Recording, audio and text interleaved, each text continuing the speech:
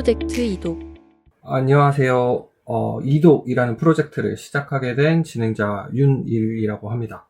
저희 프로젝트는 옛날 얘기부터 그리고 지금 흔하게 접할 수 있는 영화, 드라마, 웹소설까지 다양한 이야기들을 우리가 일상생활에서 그리고 일상적인 사고에서 도움이 될 만한 방식으로 다시 한번 읽어보자 라는 의미로 이독 프로젝트를 시작하게 됐습니다. 그래서 오늘 첫 번째 시간으로는 김정희 박사님을 모시고서 이야기를 시작해 보도록 하겠습니다. 안녕하세요.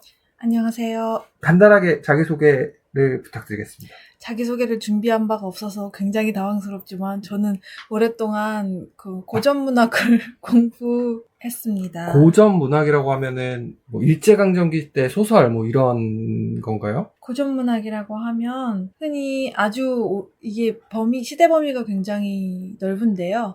뭐 단군 신화에서부터, 그러니까 고조선 이야기에서부터 이거는 학계에서 중세와 근대를 어떻게 나누느냐, 뭐, 요런 얘기도 해야 될 것 같은데, 근데 근대로 넘어오기 이전까지의 작품들. 근데 아무래도 시대적으로는 조금 겹쳐지게 될 것 같습니다. 근대의 시기와. 그러니까 원래 전공은 그 선사시대부터 사람들이 하던 얘기들을 이제 쭉 훑어보신 분인 거네요. 기록이 남아있다면요. 기록이 남아있다면. 그래서 오늘도 이제 춘향전, 춘향가라고도 하고, 뭐 춘향전이라고도 하고, 이름이 굉장히 많더라고요. 그렇죠. 근데 춘향전이나 춘향가나 춘향 이야기를 다룬다라고 하는 점에 공통점이 있는데, 근데 이 이야기를 사실은 근대에서부터 현대까지 많이 향유하고 있는 이야기이기 때문에 사실은 이제 시대적인 구분으로 말을 하기에는 좀 어려움이 있고요. 근데 아무튼 춘향이를 주인공으로 하는 이야기를 이야기해 보려고 합니다. 그래서 제가 한국 민족 문화 대백과 사전이라는 게 있습니다. 이 이름이 굉장히 거창한데 거기를 보니까 이제 춘향전에 대해서 이제 설명이 있었는데 사전적으로 설명된 춘향전이라는 거는 작자, 연대, 미상의 판소리계 소설, 현재 국문, 한문, 국한문, 혼용본 등 300여 종에 달하는 이본이 전해지고 있다고 합니다. 여기서 말하는 이본이라는 게 다른 뭐 판본 뭐 이런 얘기인 거죠? 그러니까 다시 쓰기를 여러 사람이 했다라는 의미로 생각을 해주셔도 될 것 같습니다. 같은 춘향이를 주인공으로 하는 이야기인데 다시 받아 적는 사람이 자기의 어떤 생각이나 이런 것들을 좀 덧붙여서 원래의 이야기에서 더 하고 싶은 이야기 혹은 원래의 이야기에서 좀 빼고 싶은 이야기 이런 것들을 더하고 빼면서 자기 나름대로 좀 새롭게 만들어내는 그런 기록이라고 생각을 해주셔도 좋을 것 같습니다. 예를 들어서 이게 판소리로 불릴 때에는 노래로 하는 사람, 그러니까 판소리를 하는 사람이 이 이야기에서 어떤 장면을, 어떤 대목을 좀 강조점을 두고 싶다라고 하면 그 장면에 대해서 본인이 이 이야기에서 필요하다고 생각하는 내용을 덧붙여서 자기 나름대로의 시그니처처럼 좀 독창적인 이야기들을 덧붙이기도 하거든요. 그래서 부르는 사람에 따라서 이야기가 큰 줄기는 유사하게 흘러가는데 어떤 대목에서 부르는 사람의 개성이 좀 더 드러나는 이런 측면이 좀 있습니다. 계속 리메이크가 됐다는 얘기네요. 맞습니다. 감독이나 작가를 계속 바꿔가면서. 그렇습니다. 네. 그리고 이게 작자 미상이니까 누구의 권리도 없어서 누구나 마음대로 편하게 다시 쓸 수 있는 약간 공공재 같은 느낌이 드네요. 그렇죠. 근데 고전 소설 같은 경우에는 필사하는 사람이 그 원래 이야기에서 더하거나 빼거나 하고 싶은 부분들이 있으면 조금씩 그렇게 더하고 빼는 부분들이 생기게 마련인데요. 근데 작품마다 이 이본의 양상이 굉장히 다양하게 존재하는데 춘향전 같은 경우에는 그 스펙트럼이 조금 다른 작품에 비해서도 조금 더 다채롭게 나타나는 편입니다. 자, 그래서 지금까지는 조금 좀 딱딱할 수 있는 배경 얘기들을 조금 살펴봤고요. 춘향전이 생각해보면 저도 이제 주제를 듣고 작품을 듣고 생각해봤는데 보통은 어렸을 때 전래동화로 보고 그러고 말아요. 이게 원래부터 전래동화는 아니에요. 그러니까 아이들을 대상으로 한 이야기는 아닌 거죠. 이 이야기의 핵심이 춘향이하고 이도령의 사랑 이야기. 그러니까 그 사랑이라는 게 수위가 어느 정도인 거예요? 오늘 그 얘기를 할 건 아니지만 수위는 굉장히 높습니다. 이게 왜냐하면 두 사람이 이제 그 같이 동침하는 그런 장면, 그게 이제 사람들이 잘 알고 있는 사랑가 같은 것이 사실은 그런 그 장면에서 불려지는 아, 그래요? 노래인데요. 아, 그래서 사실은 성적인 함의가 굉장히 많이 담겨 있는 노래가 사랑가다라고 이야기하기도 합니다. 야동을 말로 풀어서 설명해 주는 게 사랑가였다. 그렇죠. 상상력을 굉장히 많이 자극하게끔 아, 되어 있는 그런 상징들로 많이 되어 있는 노래. 그렇구나. 사랑가가 지금 이제 공중파에서도 굉장히 많이 나오고 하는데 사실은 뭐 그런 거였다. 전래동화라고 하는 게 원래는 그 얘기가 아니다. 그래서 춘향전 같은 경우도 서울에서 이몽룡이 새로 가정을 꾸리고 춘향은 그 소식을 듣고 자살했다. 뭐 이게 진짜 이야기다라는 얘기도 있어요. 굉장히 새로운 해석입니다. 그런가요? 오. 이게 저는 공부하는 사람이라서 그런지, 공부를 해온 사람이라서 그런지, 그런 식의 어떤 해석을 접할 기회가 많지 않아서, 그런지 굉장히 낯서네요, 그 해석이. 대중적으로 항상 이제 옛날 얘기들은 좀 고리타분한 뭐 조선시대 뭐 그 유교 사상의 나쁜 면들이 막 밀집되어 있는 이야기 뭐 이런 식으로 많이 보는 경우가 많다 보니까 그리고 그렇게 보는 시선과 원래는 이야기가 굉장히 잔인하다. 냉정하고 잔인하다. 근데 이걸 이제 아동용한테 맞게 순화시키다 보니까 지금 우리가 알고 있는 형태가 됐다. 뭐 이런 식으로 보는 경우도 많은 것 같고 그런데 그래서 오늘은 또 연구자다 보니까 아주 어긋난 해석이라기보다는 그래도 좀 많은 연구자들이 인정하는 그 스펙트럼 안에서 볼 수 있는 다양한 해석들 해주실 수 있지 않을까라고 좀 기대를 해봅니다. 근데 제 목표는 그게 아닙니다. 그게 아닌가요?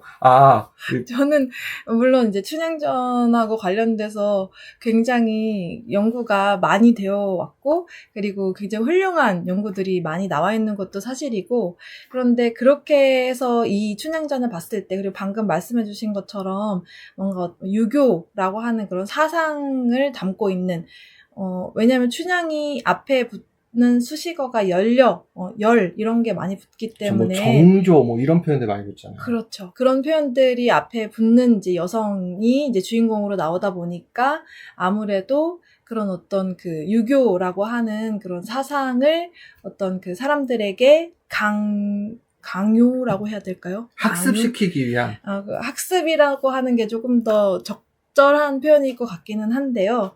근데 아무튼 이제 그렇게 좀 그 유교 사상을 사람들이 좀 더 내적으로 잘 수용하게끔 하는 그런 이야기다라고 이 이야기를 보려고 하는 것이 아니고 저는 이제 이 이야기에 사람들이 많이 울고 웃고 했는데 한 이야기인데 방금 얘기한 그런 어떤 이데올로기적인 그런 그 관점에서 이 이야기를 봤을 때 많은 사람들을 울리고 웃긴 이 이야기의 재미가 과연 잘 전달이 될까?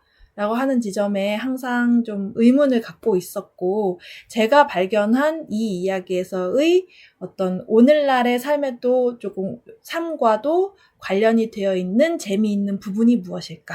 이제 그런 관점에서 이제 이 춘향전을 보려고 하고 그런 해석을 조금 설명해 보려고 합니다.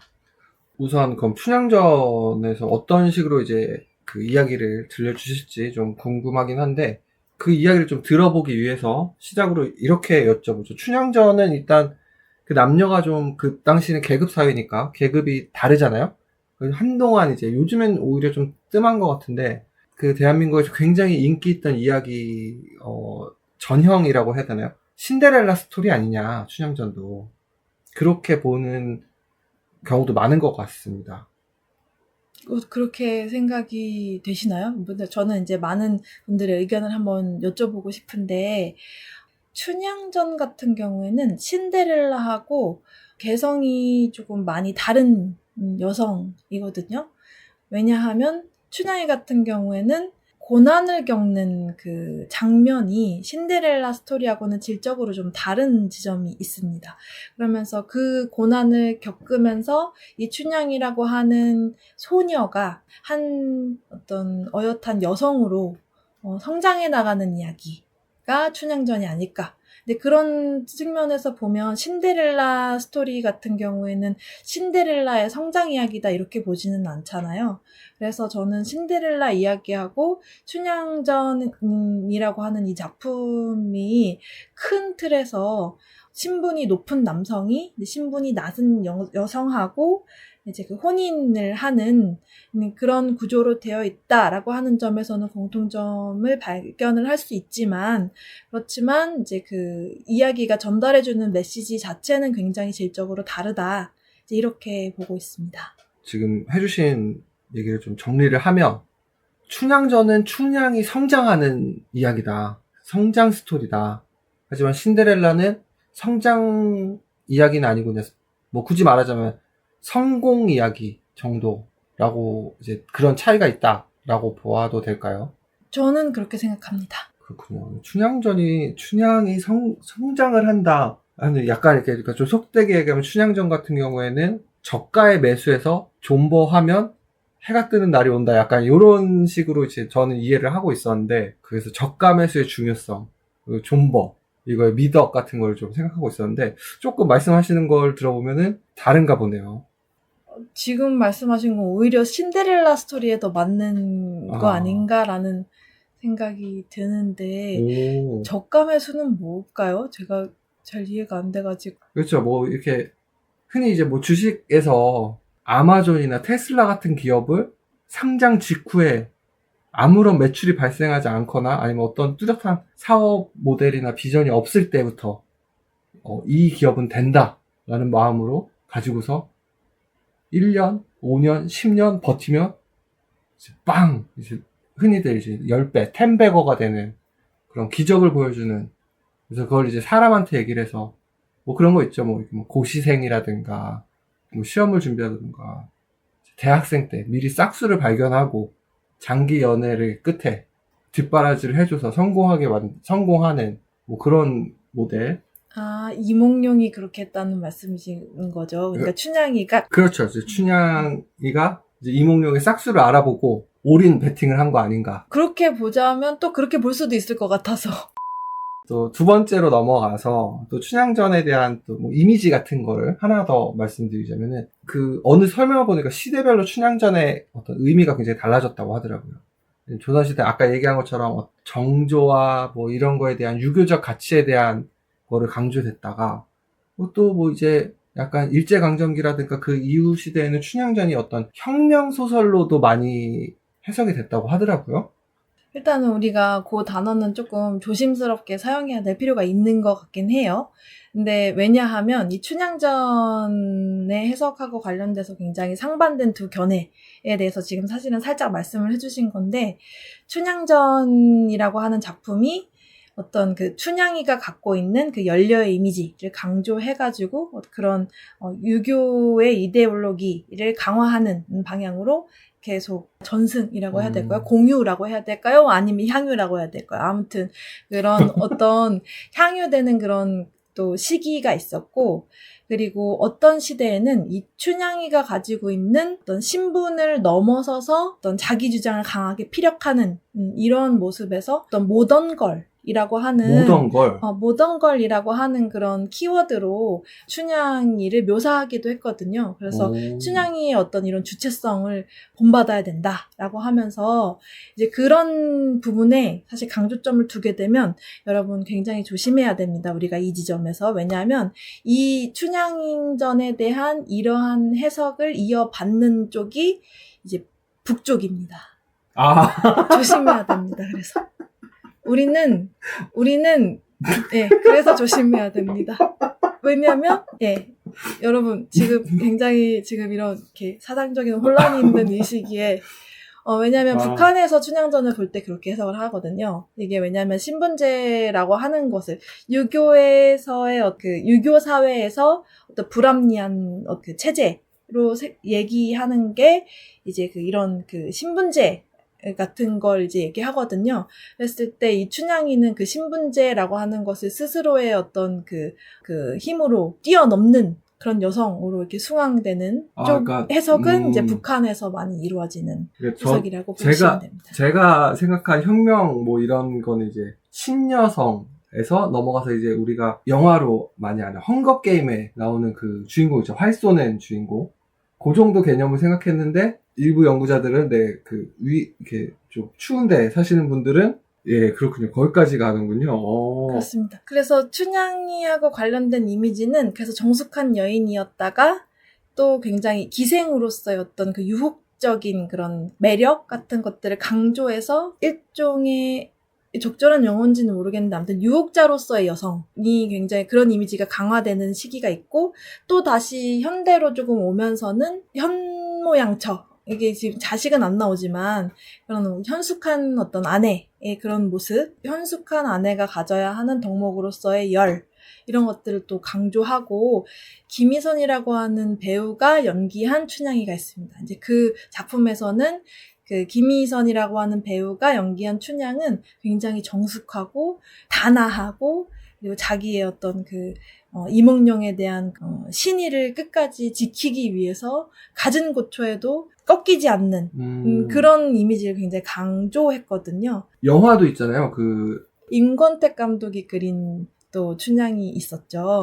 조승우 씨가 한 영화가 있었다고는 들었습니다. 제가 보지는 못해서. 굉장히 풋풋한 이도령을, 이몽룡이 가지고 있는 그 매력을 이 조승우 배우가 아주 잘 보여준 영화였습니다. 팬심이 좀 있죠. 아까 김희선 배우 하고는 아주 대조적인 이미지라고 생각하시면 돼요. 이 임권택 감독의 영화에서 나오는 춘향은 그거보다는 어떤 김희선이라고 하는 배우가 보여주는 춘향하고는 아주 다른 뭔가 좀 유혹자로서의 그런 이미지, 그런 매력 같은 것들이 좀 더 돋보이는 그런 춘향이었다고 생각을 해주셔도 될 것 같습니다. 춘향전도 이야기를 어떻게 해석하느냐가 또 이제 뭐 다양할 수 있지만 굉장히 위험할 수 있다는 거가 이제 굉장히 이제 머리에 남아서 제가 지금 버벅거리게 됐는데 그래서 이제 신분제 타파. 자, 이제 본론으로 돌아와서 오늘 이제 춘향전을 가지고 오신 얘기가 그거였어요. 춘향전에서 뭐 춘향이만 보고 뭐 혹은 뭐 방자전도 있잖아요. 방자만 보고 요즘에 이렇게 캐릭터들을 하나씩 이렇게 보고서 뭐 이렇게 좀 또 리메이크 차원에서 돌려도 보고 이렇게도 보고 하는데 오늘 하신 얘기를 듣고서 좀 놀랐던 게 춘향이랑 이몽룡 둘 다 굉장한 꾼이다. 얘네들은 어린 나이지만 연애의 고수들이다. 라는 얘기를 하셨어요. 연애의 고수. 네, 그 연애라고 하는 것의 목표가 상대방의 마음을 얻는 것, 그리고 상대방이 내가 원하는 대로 행동하게끔 끌고 오는 것이라고 한다면 네, 맞습니다. 춘향이도 이몽룡도 지금 팽팽한 줄다리기를 보여주죠. 이 작품에서. 아, 줄다리기를. 그러니까 서로가 서로를 컨트롤하기 위해서. 그렇죠. 가스라이팅. 가스라이팅이라고 하면 이 둘의 연애가 아름답지 않으니까 그런 용어는 우리 좀 지양을 했으면 좋겠고요. 개인적으로는 춘향과 이몽룡의 연애 자체는 굉장히 순수하고 그래서 사람들이 이 사랑 이야기를 사랑했던 거 아닌가 그렇게 생각을 하거든요. 순수하고 이제 그 연애 주도권을 잡기 위해서 머리싸움 하는 거하고는 또 다른 이야기니까요. 아, 같이 갈 수 있다. 순수하지만 기술적일 수 있다. 그렇죠. 기술적인 순수함이 아니라 순수함에서 기술이 발현됐다. 기술, 상대방을 내 쪽으로 끌고 오기 위해서 그러니까 상대방하고 연애를 시작하기 위해서 그리고 이 연애를 무르익게 하기 위해서는 이제 서로 한 사람이 끌려만 가서는 안 되고 이 춘향이도 그 나름대로의 어떤 이 연애에서의 주도권을 확보하기 위해서 하는 그런 말과 행동들이 있고 이도령도 마찬가지로. 근데 둘이 목표가 좀 다릅니다. 제가 보기에. 둘 다 플러팅을 했고 서로 했고 근데 이제 목표가 다른 거죠. 목표.